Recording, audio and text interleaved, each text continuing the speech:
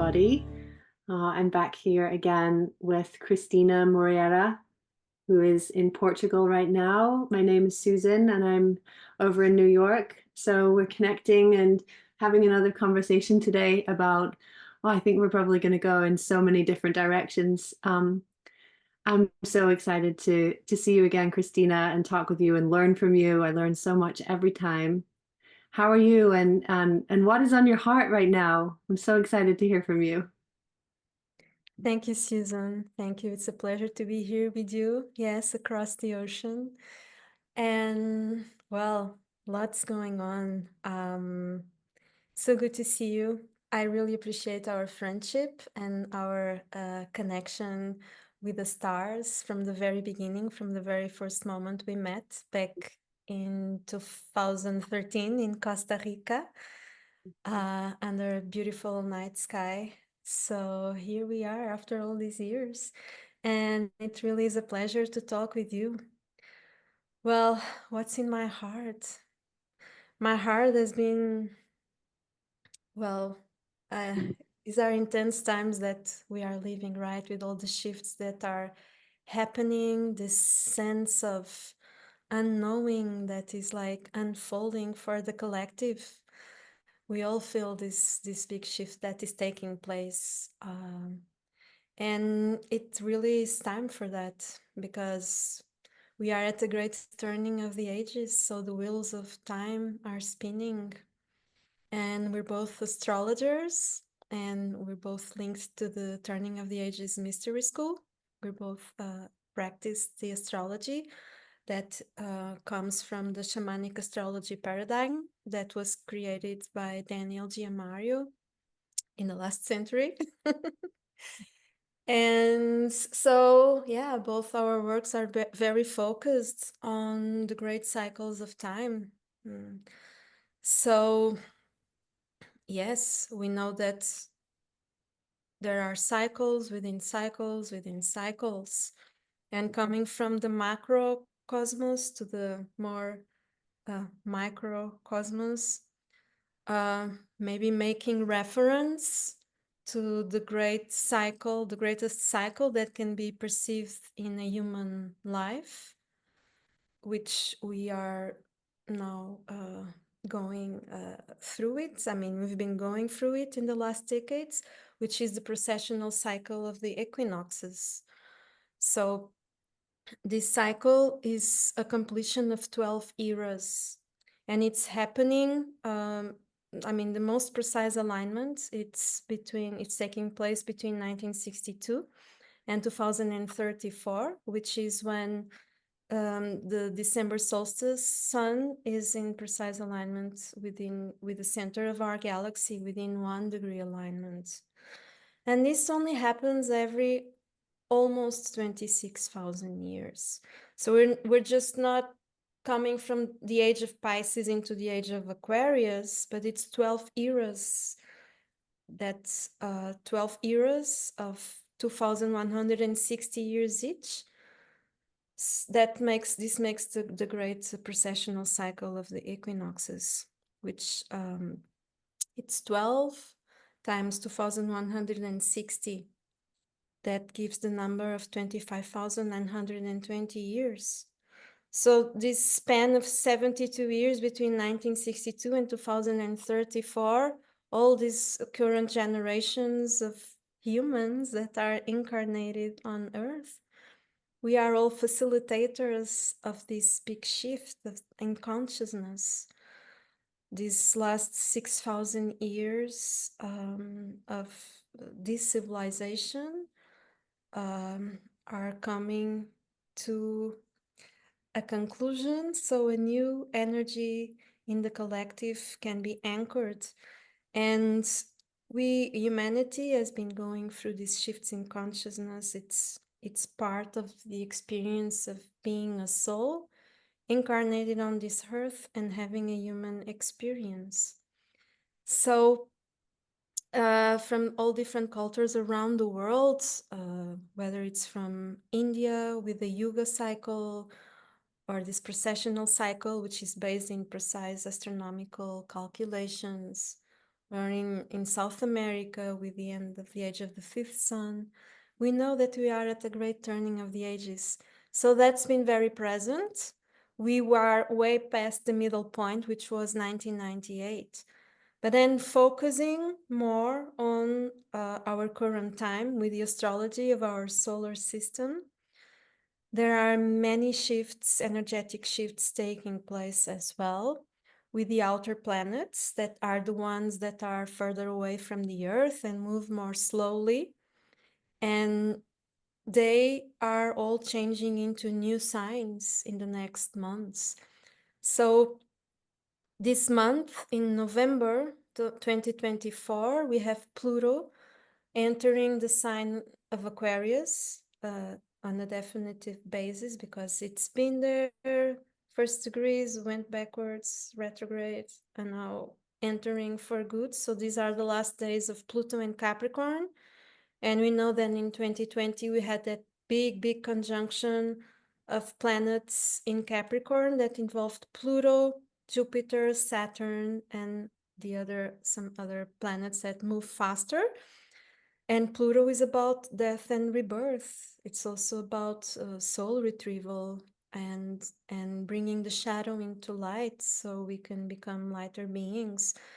So having this conjunction of Pluto and Capricorn, Capricorn is the archetype that supports with structure and form and the rules of society, how our lives are organized. Pluto in Capricorn with Jupiter in Capricorn. Jupiter just expands everything it touches. It's the larger planet in our solar system.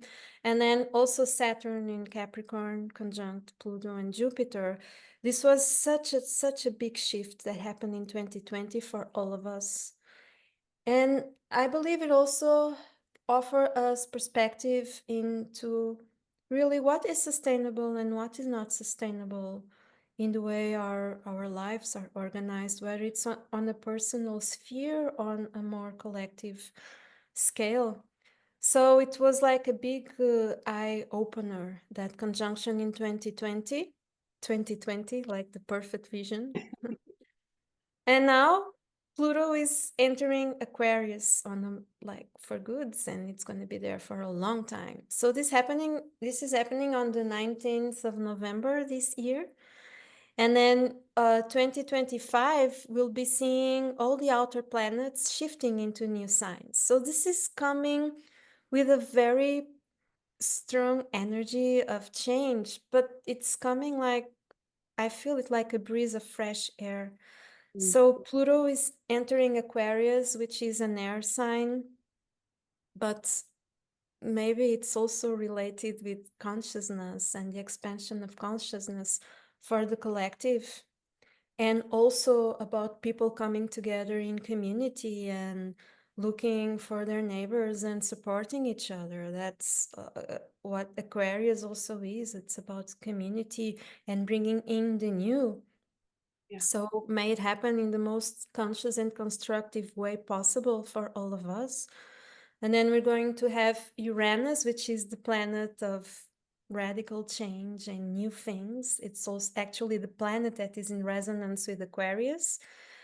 It's entering the sign of Gemini. So coming from Taurus, which is an earth sign, into Gemini, which is also an air sign. So new ideas, radical change in the way we think, extreme information of extreme novelty. And it will be linked with Pluto in Aquarius. They're making a trine, an harmonious connection, because they're connecting it both in the element of air. So it's a flow of energy that runs naturally and it's harmonious.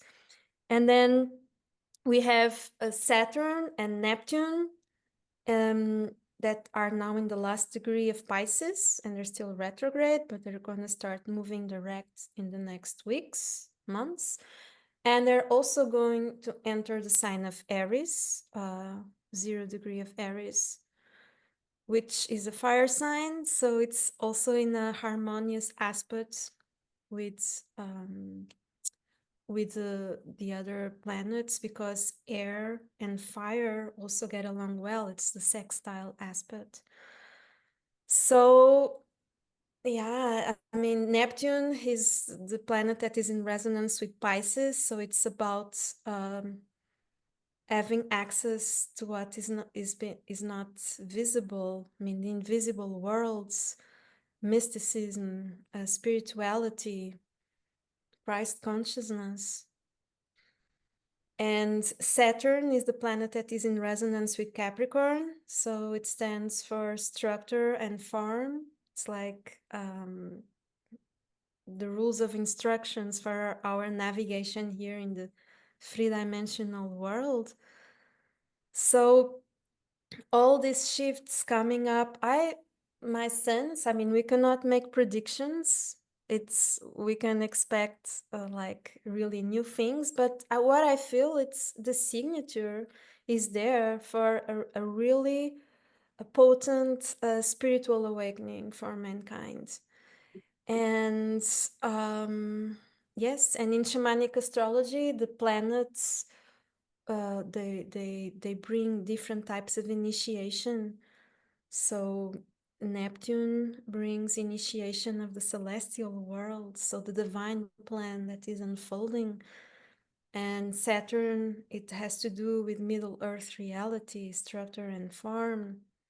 Uranus also linked to the celestial world. It brings extreme novelty and expansion of consciousness.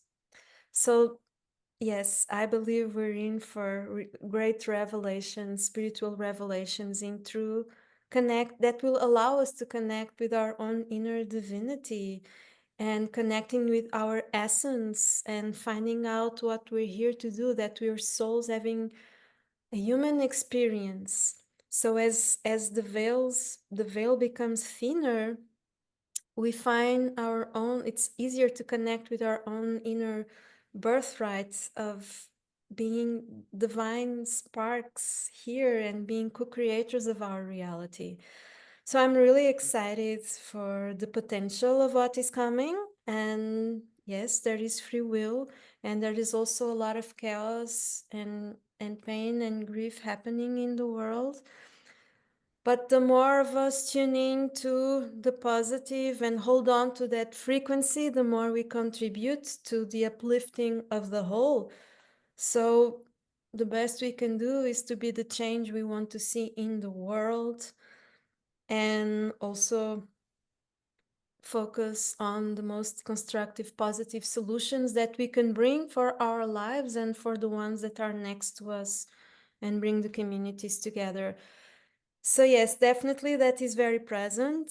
And there's also the shifting of the nodal axis happening in 2025. So the nodal axis has been in Aries Libra, which has to do with the relationship we have to ourselves and others. So that's how the collective consciousness has been growing and learning in that sense. And now shifting into the axis of Pisces, Virgo. So the North Node in transit, it's like where we're heading as a collective, where the destiny is unfolding. It's like this portal. And it's also going to cross that 0 point that is between Aries, which is the first sign of the zodiac, and the last degree of Pisces, the 29th of Pisces, that we can consider it's the Alpha Omega point, that point between Pisces and 0 Aries. It's the Alpha Omega point. So that point is going to be fully activated with Neptune and Saturn crossing it in connection with Uranus and Pluto. And we're going to have the point of destiny also on that point. And the other day I was talking with another fellow astrologer, and we were talking about all this shifting of the outer planets. And I just received this message, oh, it's going to be the year of the Alpha Omega. The Alpha Omega, it's the beginning and the end. But it's also related to the message of the Christ. Christ said he is the Alpha Omega, the beginning and the end. And the Alpha Omega also relates to the union of the feminine and the masculine in balance, meaning the left hemisphere of the brain that controls our right side of the body, which is the rational, the masculine, the logical, which is the alpha, and the right hemisphere of the brain that controls the left side of the body, which is the feminine, which is the omega. So bringing both, which is intuition, yes, when it's the wisdom coming from within. So when both hemispheres are in balance, that's when we are in coherence and we link mind and heart. And in this connection, the throat chakra is activated when we can speak our higher truth. We can connect to our own divine essence and apply it on our daily reality and take decisions from the mind and from the heart and not just from one of these. So yes, this is going to be definitely a big portal opening into human consciousness, and let's ride that wave because it's time. It's time for the ascension of humankind to happen. It's time for us to remember and reclaim our own divinity. And there is a lot of magic happening in the world if we attune to that. That same day that I received that message of the Alpha Omega, that evening I was watching a documentary on ancient civilizations, which is another theme that is of great passion to me, and I've been studying and doing research for many, many years. For more than 10 years, I've been researching on ancient civilizations. So I was watching a documentary, and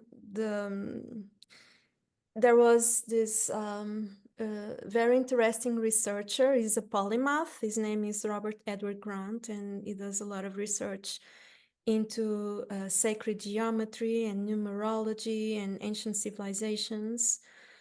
And he was sharing, and I heard this for the first time because I've been in Egypt before, and I was in the King's Chamber in the Great Pyramid, and I lied on the sarcophagus, which was a very out of this world experience for me, and I can share a little bit about that.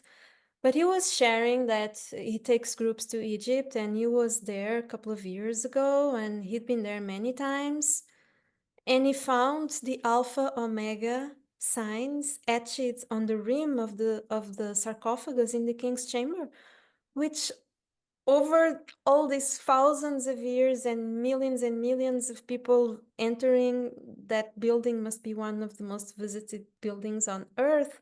No one had ever seen it. And suddenly it became visible for the collective. And then his wife, she was able to see also on the walls of the King's Chamber a depiction of a bull. And it's been a common fact through history that there were no writings or no hieroglyphs or no images inside the pyramids at Giza. And suddenly they became visible. They were able to see them. They had it just happened in a very magical way. It was like a lifting of the veil. And they even called the Egyptian authorities and the Egyptologists, and everyone was, how come no one had ever seen them? So eventually then they found all the constellations of the zodiac in the King's Chamber in the Great Pyramid. And the point that we enter in the Great Pyramid, it's exactly in the King's Chamber, it's exactly the point between the constellation of Aries and Pisces. So Pisces and Aries. So it's the Alpha Omega point. And it became visible for the collective through the work of Robert Edward Grant. So it's incredible how magic can happen like this. And I really feel it's a big like shift in consciousness and connecting with our higher selves and connecting with our own divine essence within. And then we will be in coherence with our existence. Coherence is a very interesting word because I mean, everything is energy. We are like this field of energy, these stars of energy, and the center of it, it's like flowing from our heart. And the word coherence means from the core. In French, the word is cœur. So it's our core center, coherence. So our energy field becomes incoherence. And then we realize we are capable of being co-creators of this realm and bringing spirit into matter. So the last thousands of years, the last 5,500 years, we've been in the Kali Yuga, which is the age of darkness. And for the ones that study the Vedas, the Yuga cycles, 2025 is considered to be the end of the Kali Yuga. So everything is converging for these times of change. And if we put our focus on the positive, on our hearts, on love, on really supporting ourselves and each other the best we can, I believe we have a huge opportunity to step through a portal of ascension, because we're heading into a new golden age. And we have a legacy from the ancestors. Egypt plays a key role in that, because so many things were protected by the sands of the desert, right? Sorry. So we have the pyramids, which are a mystery in itself. Sorry, I need to have some water. It's, I would love to just add while you're refreshing yourself it's the how rare it is that all of this would be happening in the same moment, and even just the movement of the planets into a new sign is not something that happens every couple years, right? These planets are all very slow moving, and so the synchronicity is not by on accident. And that with the Kali Yuga and with now these revelations you're explaining, it's really profound.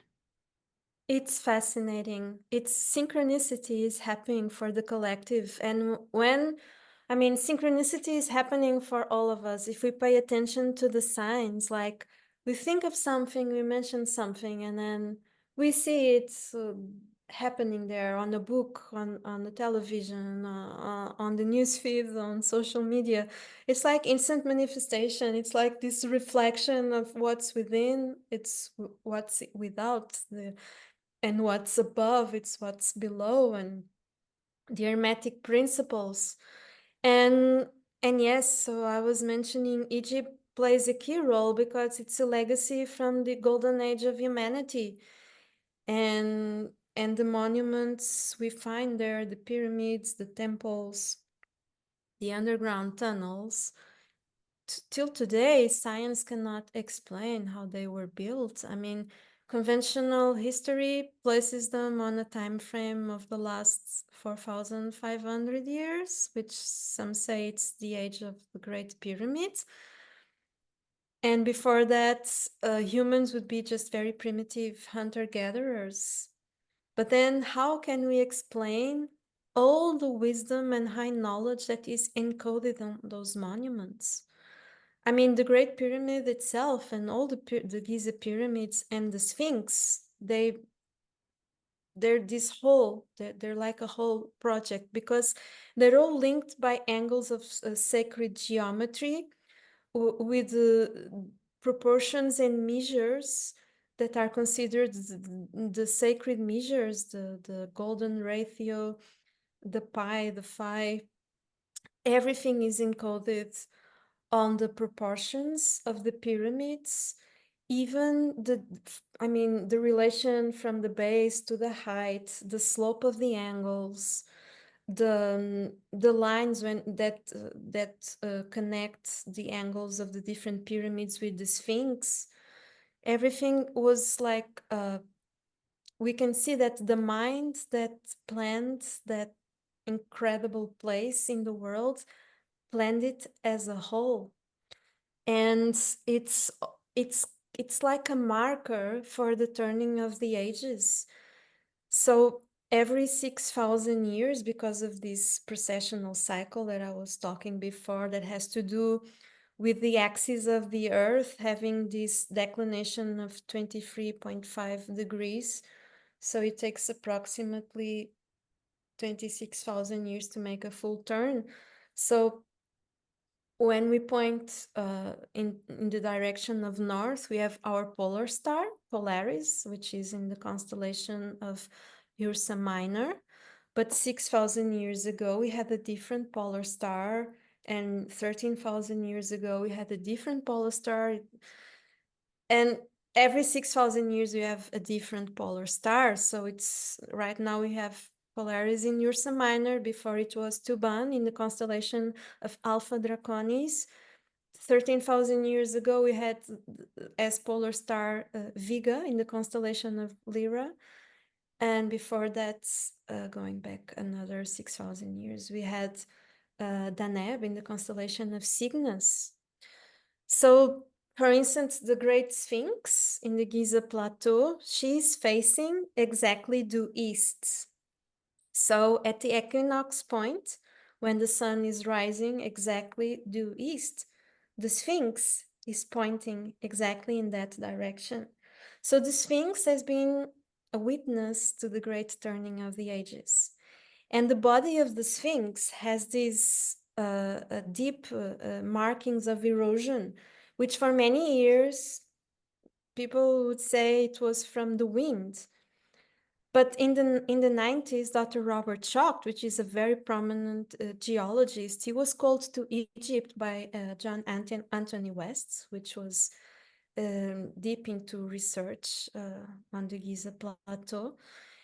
And the first thing he said when he watched the markings on the Sphinx was that they were caused by massive rainfall because they are vertical. They come from water erosion and not air erosion. Air erosion causes tunnels, horizontal tunnels like this, but the markings on the body of the Sphinx, they're vertical, and one can see this is massive rain or downfall water just that caused these markings. But the last time that rained like that in that area of the world that's been a desert for a long time was about 13,000 years ago. So this gives us a timing that might be really more accurate for dating the Sphinx and the Giza Plateau. That will be the pyramids and the Sphinx will be at least 13,000 years ago. And then also something very interesting, what the markers for the turning of the eras is the constellation that is in the background of the sun at the March equinox. So in the last 2,160 years, the Sphinx has been witnessing the sunrise at the March equinox aligned with the constellation of Pisces. That's why we've been in the era of Pisces. And now it's shifting into Aquarius. So at the March equinox, the sun is aligned, overlapping. I mean, Aquarius and Pisces constellation are overlapping, but it's already in the constellation of Aquarius. And the Sphinx, from many different researches, it seems that the original head of the Sphinx was the head of a lioness. Because if you look at the Sphinx these days, the proportion of the head is very, very small in comparison to the rest of the body. So the Sphinx would be a lioness. And 13,000 years ago, the constellation that the Sphinx would be facing on the March equinox aligned with the rising sun would be the constellation of Leo. So through archaeoastronomy, we can also have a better sense of the true age of these ancient megalithic monuments. And the Great Pyramid is full of codes in the angles, in the measures, in the proportions. We find the distance from the earth to the sun, from the earth to the moon. The location, the north latitude of the Giza Plateau has exactly the same numbers as the speed of light, meters in meters. So that's also a very interesting fact, is that they were already using meters. They were using different measures. We think that, I mean, it's been said that the meter was discovered, I mean, started to be used in the 18th century in France, but the ancient Egyptians, they were already using it. So they were using meter and feet and Royal Egyptian cubit.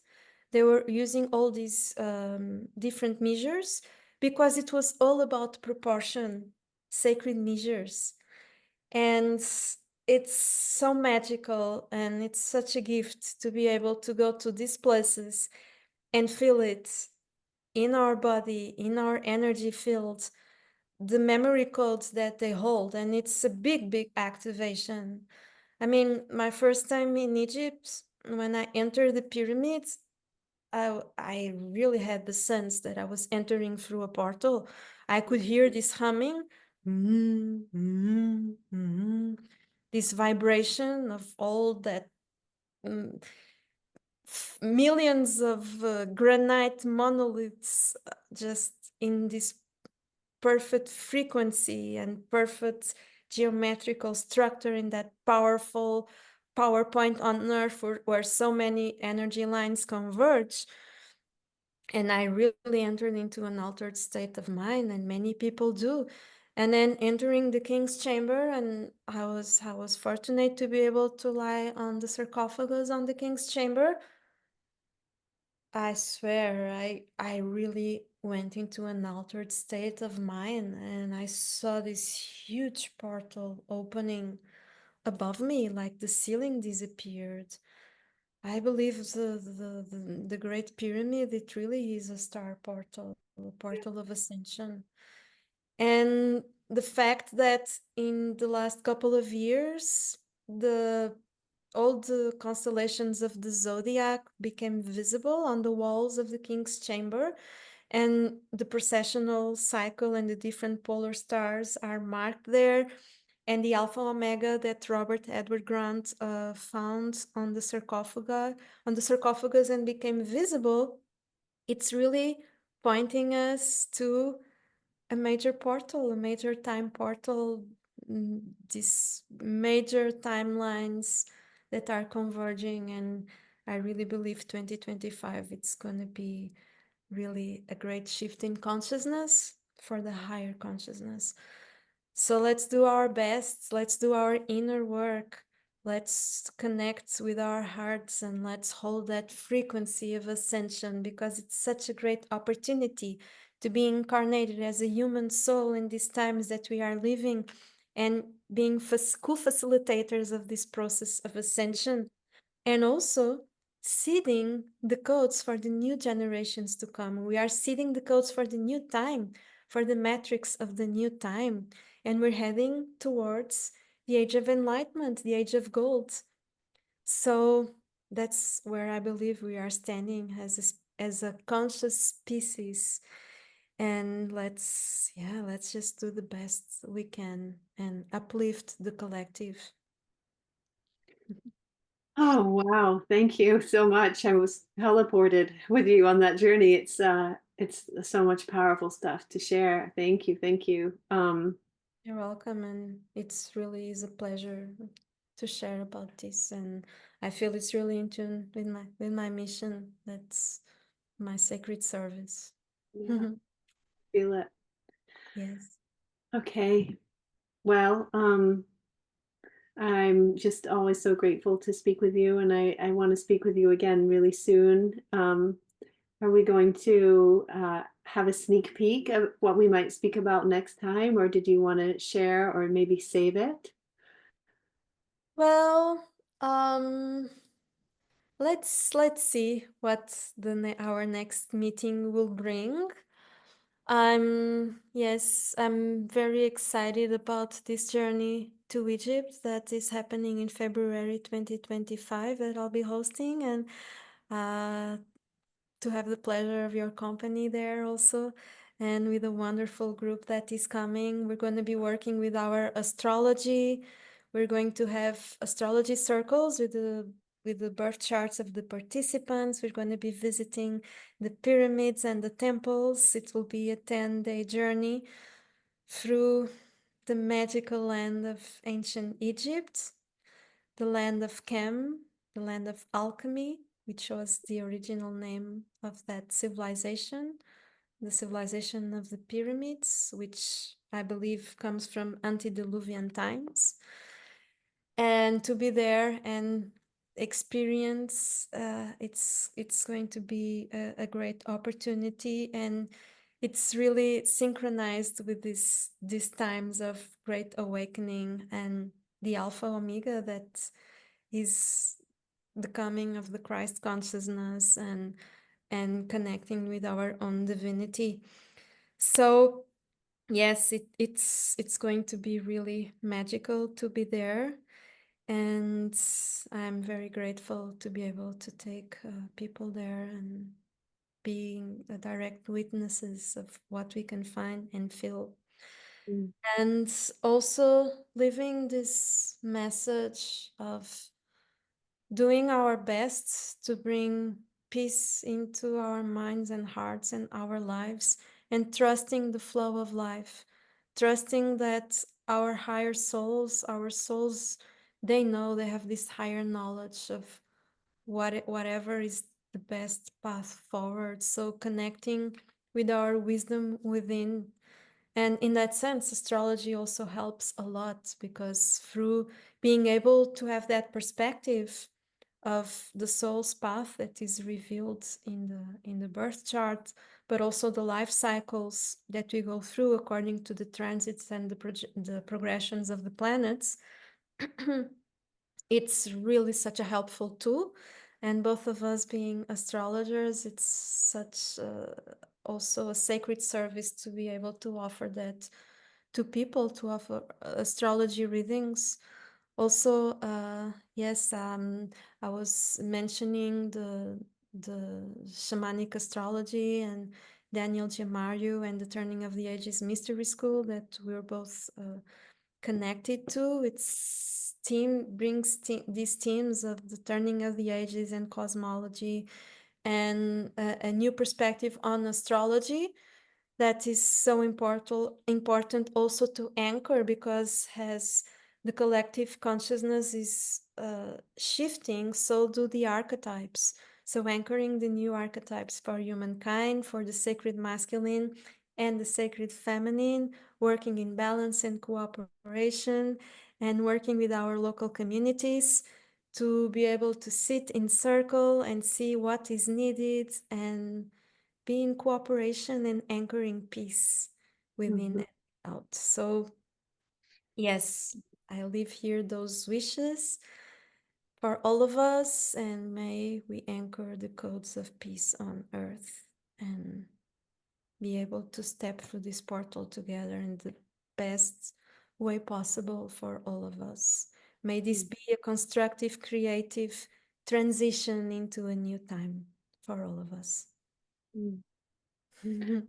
Oh, beautiful, Christina. Thank you. I absolutely with you in that prayer. And it really does seem like the time to go to Egypt. Like after everything you've shared, I'm like, wow, we're really going to be there at the right time. Oh, yeah.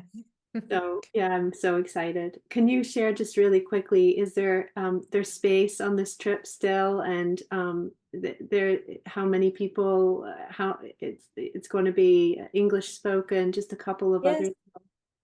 yes, sure. It's going to be English spoken. We'll have an international group. We have places, yes. We're now in November, so December, January, February. It will happen 3 months from now.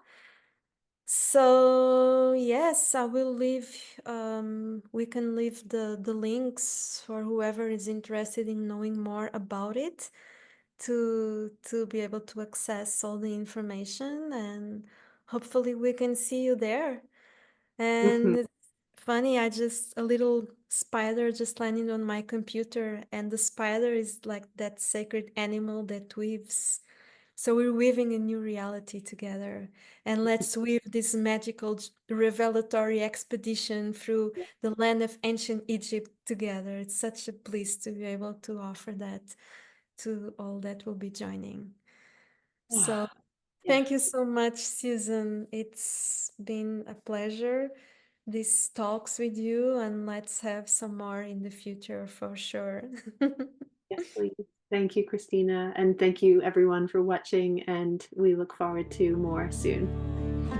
Thank you. Lion creeps through a starry sky. Heavens above shifting slow. With love in his heart and fire in his eyes. As above, so below. As above, so below. As above, so below.